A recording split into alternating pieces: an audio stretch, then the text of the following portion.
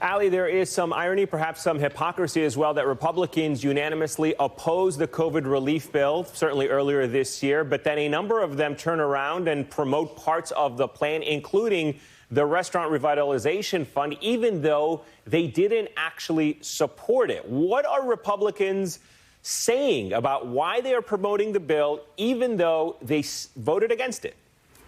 Yeah, Eamon, this is sort of the ultimate in political ironies, the ultimate in political tightrope walking, because as you mentioned, no Republicans voted to pass that sweeping COVID relief bill several months ago. But that doesn't mean they're not taking it back to their districts and touting some of the things that are in it, specifically block grants through health care that are coming back to the states, as well as that restaurant revitalization fund that you mentioned and that President Biden has been touting this week as the fund itself is opening up for applicants and lawmakers are encouraging their constituents to apply.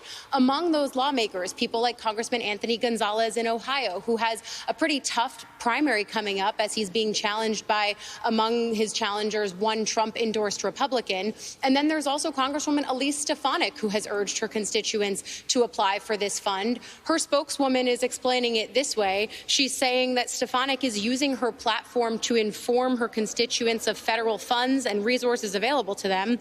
The statement goes on to say Stefanik did not claim to support the bill in the tweet, and her constituents deserve to know about federal programs they can apply for, regardless of how she votes.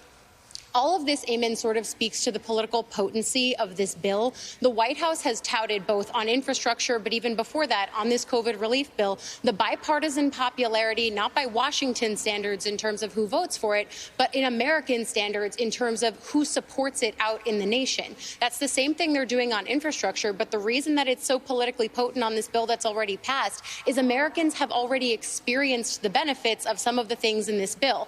Things like those $1,400 direct stimulus checks. Republicans know how potent it was for Democrats to get to campaign on that, the promise of that in places like Georgia. Obviously, that lent to the success that Democrats had. Now, in the upcoming midterms, Democrats are going to keep pushing that. They're going to say promises made, promises kept. Republicans are going to have to either have a reason for why they opposed it, or they're going to have to continue doing this dance about something they opposed, but that is benefiting some of their constituents.